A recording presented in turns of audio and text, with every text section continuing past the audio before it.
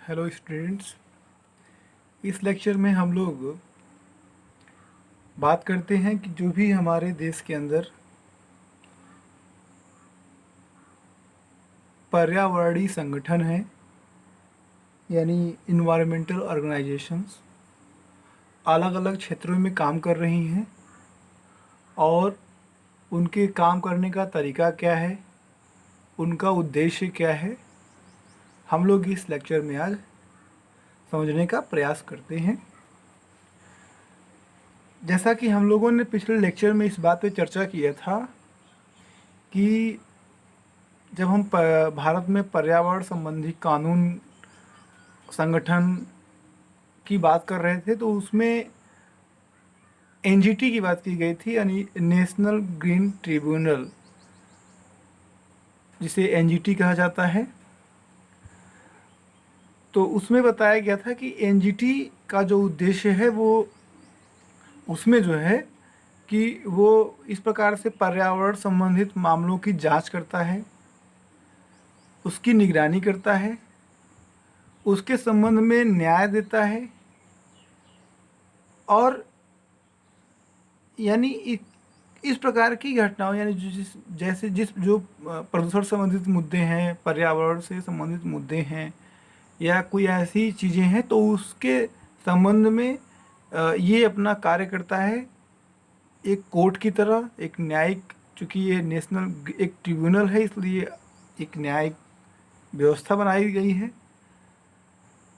ये एक तरीके से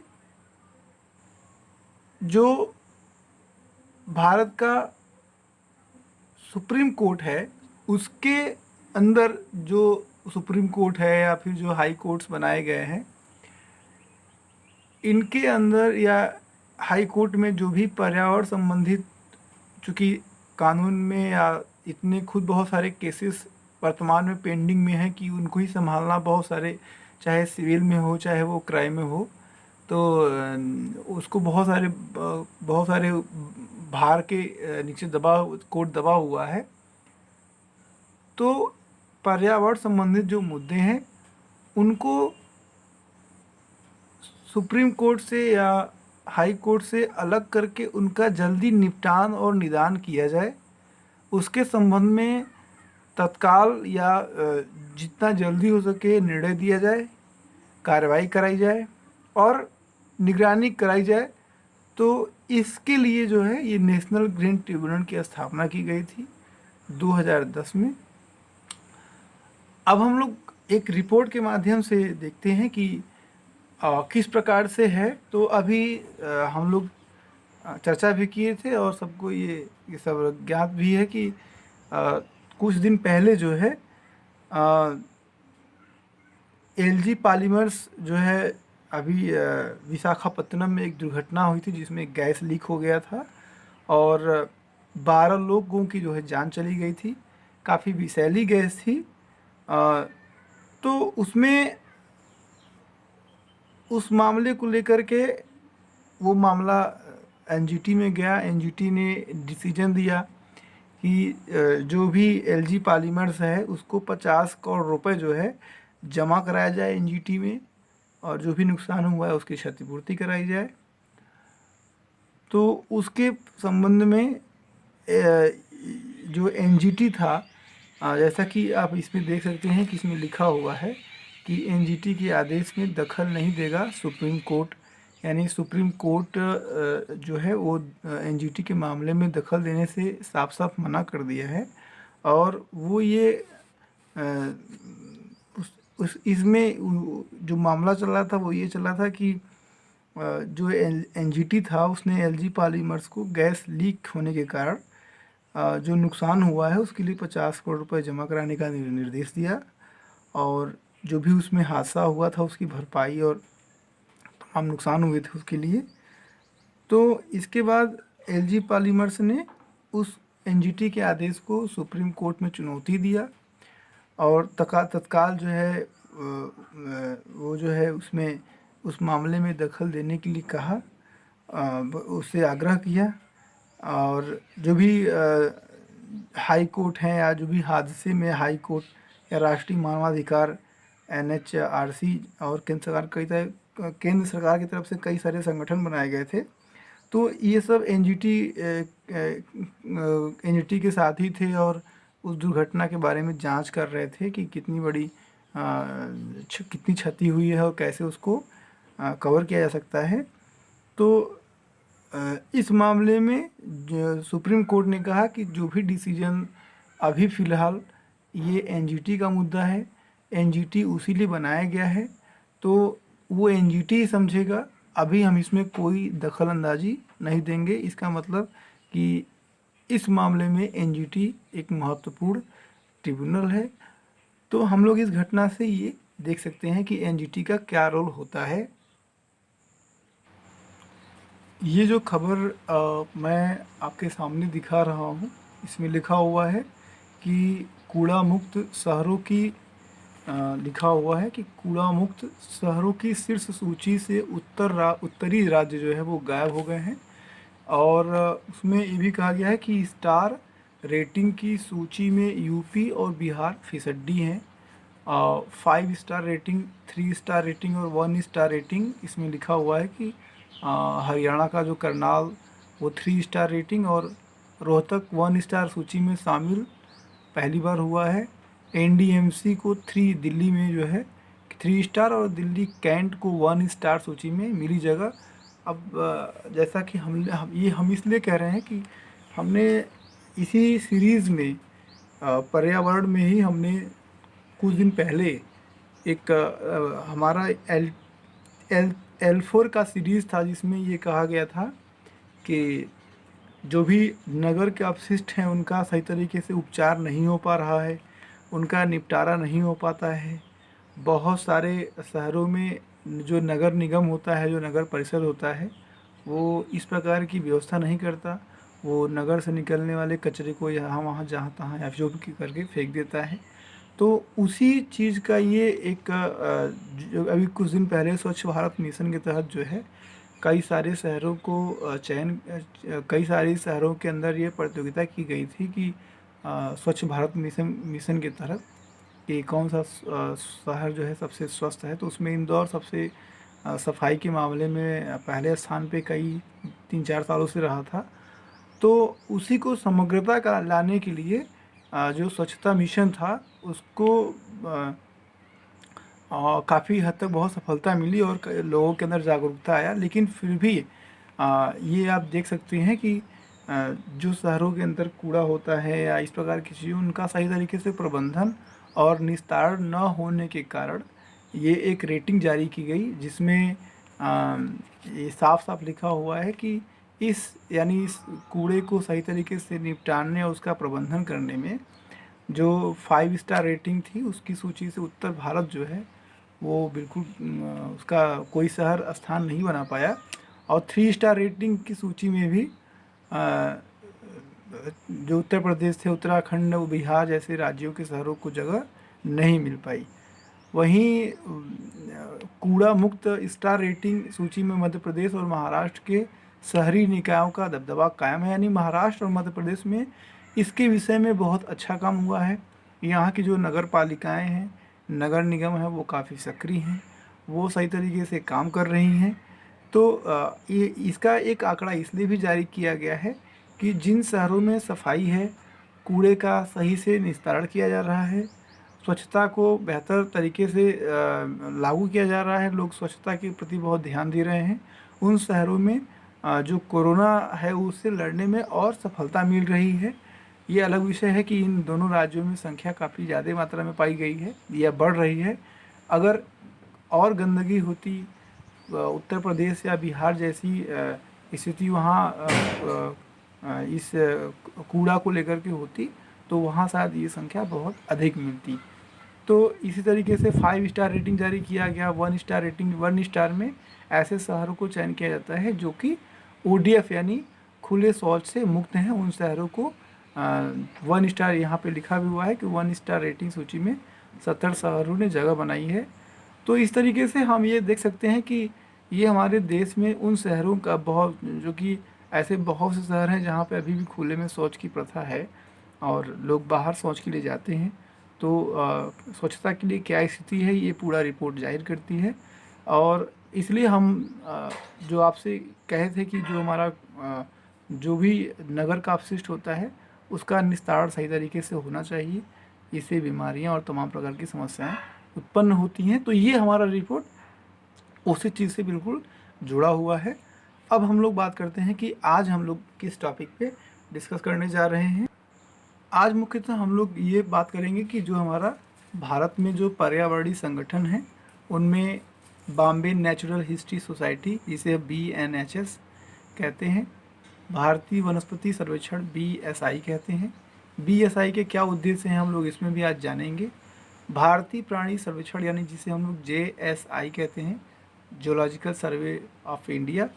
फिर भारतीय विद्यापीठ यूनिवर्सिटी पर्यावरण शिक्षा एवं अनुसंधान संस्थान जो कि जिसे BYIEAR कहते हैं। तो इसके बारे में भी जानेंगे कि ये क्या काम करती है, इसके क्या उद्देश्य हैं। इसी क्रम में हम लोग आगे जानेंगे कि CPR, जिसे पर्यावरण शिक्षा केंद्र CPR EEC कहते हैं, वो क्या करता है और क्या उसके उद्देश्य हैं। मद्रास क्रोकोडाइल बैंक ट्रस्ट एक जाना पहचाना नाम है। तो इसमें भी देखते हैं हम लोग क्या क्या। इसके साथ ही और भी विषयों पर चर्चा करते हैं कि और कौन कौन सी संस्थाएं हैं जो इस प्रकार का काम करती हैं भारत के अंदर।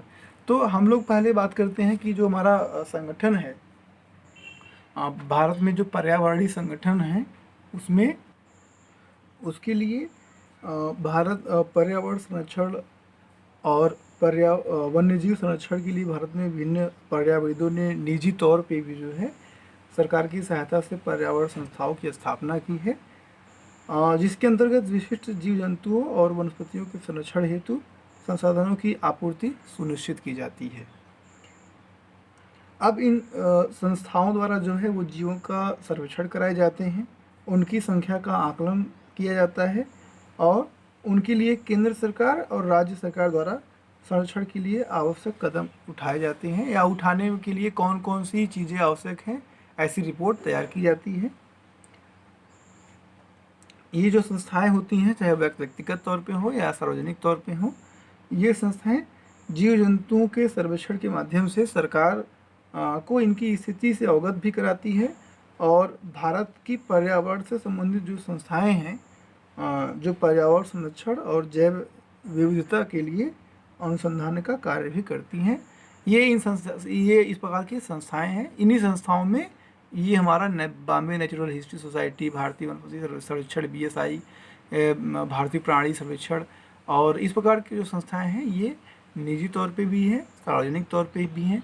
ये सरकार को, जैसा कि बताया गया, कि अपना अलग अलग क्षेत्रों में काम करती हैं, पर्यावरण और पारिस्थितिकी के लिए सरकार को रिपोर्ट देती हैं और सुझाव देती हैं। तो हम लोग सबसे पहले बात करते हैं कि हमारा बॉम्बे नेचुरल हिस्ट्री सोसाइटी यानी BNHS क्या करता है। जो बॉम्बे नेचुरल हिस्ट्री सोसाइटी है ये जैव विविधता और पर्यावरण संरक्षण के लिए अनुसंधान कार्य करता है और भारत में इस प्रकार का कार्य करने वाला सबसे बड़ा गैर सरकारी संगठन है। और साथ में ही कई सारे अनुसंधान जो है अनुसंधान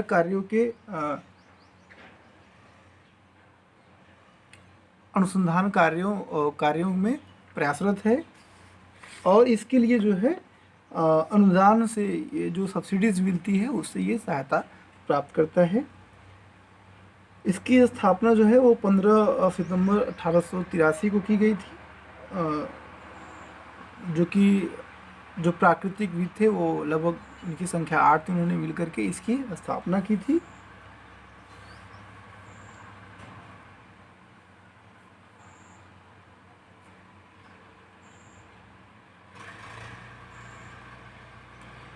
बॉम्बे नेचुरल हिस्ट्री सोसाइटी ने जो है ये एक पक्षी बर्डमैन के नाम से जाने जाते हैं, जिसे हम लोग सलीम अली कहते हैं, उनके आधार पर जो है पक्षियों पर आधारित जो है वो हैंडबुक जो है वो प्रकाशित किया था। अब हम लोग बात करते हैं जो हमारा भारतीय वनस्पति सर्वेक्षण है BSI, उसके बाद विषय में 1890 में जो है इसकी स्थापना की गई थी। और इसका जो उद्देश्य है उसमें पादप संसाधनों का अन्वेषण और आर्थिक महत्व की पादप जो प्रजातियां हैं उनकी पहचान करना है। साथ में ही 29 मार्च 1954 को जो है सर्वेक्षण के पुनर्गठन की योजना का अनुमोदन हुआ और इसका जो मुख्यालय है वो कोलकाता में है। कुछ उद्देश्य भी हैं BSI के, जिसमें पहला उद्देश्य ये है कि जो सर्वेक्षण है वो गहन सर्वेक्षण हो और गहन सर्वेक्षण के आधार पर देश के पादप संसाधनों के वितरण, पारिस्थितिकी और आर्थिक उपयोगिता पर सुनिश्चित एवं विस्तृत जानकारी एकत्र किया जाए। दूसरा इसका उद्देश्य था कि शैक्षणिक एवं शोध संस्थानों के लिए उपयोगी सामग्री का संग्रह, अभिनिर्धारण और वितरण किया जाए। और इसका जो अगला उद्देश्य था उसमें था कि सुव्यवस्थित जो हमारे पाले होते हैं उनमें विश्वसनीय संग्रह के अभिरक्षण और स्थानीय जिला, राज्य, राष्ट्रीय वनस्पति जो जात होते हैं उनके रूप में पादप संस्थानों का प्रलेखन यानी डॉक्यूमेंटेशन किया जाए। अगर बात करें तो वर्तमान में जो भारतीय वनस्पति सर्वेक्षण यानी BSI है वो पर्यावरण, वन एवं जलवायु परिवर्तन मंत्रालय, भारत सरकार के अधीन सर्वेक्षण, प्रलेखन और संरक्षण के माध्यम से देश के वन्य पादप संसाधनों संबंधी वर्गीकी और पुष्पण अध्ययन करने के लिए एक शीर्ष अनुसंधान संगठन है। क्रमिक योजनागत अवधि के दौरान भारतीय वनस्पति सर्वेक्षण के कार्यात्मक आधार को और विस्तार दिया गया, जिससे कि देशज दुर्लभ और संकटापन्न पादप प्रजातियों को सूचीबद्ध करने, संरक्षण से संबंधित कार्य नीतियाँ विकसित करने, संवेदनशील जैव प्रणालियों, परितंत्रों और अभयारण्यों, राष्ट्रीय उद्यानों तथा जैव मंडल आकार संबंधी अध्ययन करने, वनस्पति उद्यानों तथा आर्किडों का संवर्धन तथा अनुरक्षण करने, पादपों के बारे में पारंपरिक ज्ञान का प्रलेखन, पादपालाओं संबंधी राष्ट्रीय डाटाबेस का विकास करना, पादप वितरण एवं नामकरण करना, वनस्पति चित्रण करना, पादपों के प्रयोग आदि जैसे विभिन्न नए क्षेत्र इसके अंतर्गत शामिल किए गए हैं। और 1954 से जो है उनके लिए फिर से जो है BSI को फिर से संगठित किया गया उन उद्देश्यों को पूरा करने के लिए। बीच में कुछ तकनीकी खराबियाँ आ गई होंगी, तो 1954 के बाद जो है उसमें कुछ उद्देश्य हुए, यानी संरक्षण की आवश्यकता वाली जो रेड लिस्ट होती है, रेड डाटा बुक उसे कहते हैं, जिसमें विलुप्त प्राय प्रजातियों और जो जीव विलुप्त हो चुके हैं उनकी सूची तैयार की जाती है, उसको रेड डाटा बुक कहा जाता है। तो जो संरक्षण की आवश्यकता जिनको है उनके लिए आवश्यकता वाली रेड लिस्ट की प्रजाति समृद्धि क्षेत्र की पहचान करना और वनस्पति बागानों में विशेष रूप से संकटापन्न यानी जो संकटग्रस्त जीव हैं पादप वर्गी का स्थानांतर संरक्षण करना, यानी इस प्रकार से वो जो भी संकटापन्न जीव हैं, पादप हैं, उनका सुरक्षा करना और उनको बनाए रखना।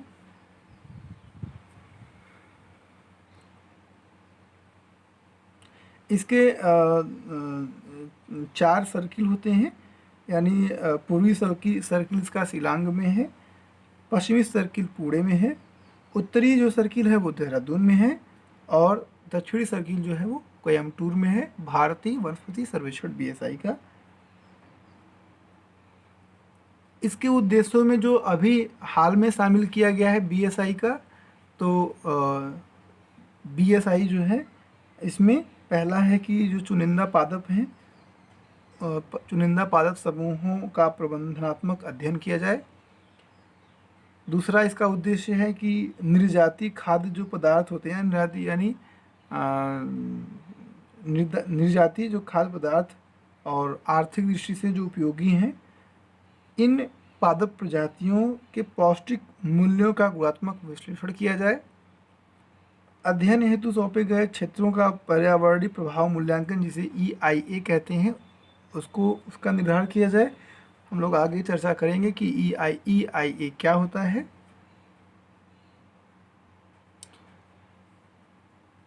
वनस्पति उद्यानों, संग्रहालयों एवं औषधि बागानों, जिसे हर्बेरियम कहा जाता है, का विकास करना और अनुरक्षण करना इसके उद्देश्य में शामिल है। इसका एक और महत्वपूर्ण उद्देश्य ये भी है कि भारतीय पादपों के जो बीज होते हैं, यानी जो भारतीय पादप पादप मतलब अ, अगर कहें तो ऐसे पौधे जो मतलब पौधों की समस्त प्रजाति को पादप कहा जा सकता है, उनके बीज, पराग और बीजाणु एटलस तैयार करना, ये BSI का उद्देश्य है। अब हम लोग बात करते हैं भारतीय प्राणी सर्वेक्षण की। तो भारतीय प्राणी सर्वेक्षण, जिसे हम लोग geological survey of India GSI कहते हैं, ये इसकी स्थापना जो है 1 जुलाई 1916 को किया गया था। इसका उद्देश्य जो है वो विभिन्न असाधारण और प्राकृतिक रूप से अत्यधिक महत्वपूर्ण जानवरों के जीवन के विषय में सर्वे करना, अन्वेषण करना और अनुसंधान द्वारा जानकारी इकट्ठा करना है। यानी जो हमारा JSI है, उसका जो मुख्य उद्देश्य है वो जो भी हमारे भारत के अंदर जो असाधारण और प्राकृतिक रूप से अधिक महत्वपूर्ण जो जानवर हैं, उनके जीवन के विषय में सर्वे करना, उनके बारे में अन्वेषण करना और अनुसंधान करना, ये अनुसंधान के द्वारा जो है जानकारी इकट्ठा करना, ये उसमें शामिल है।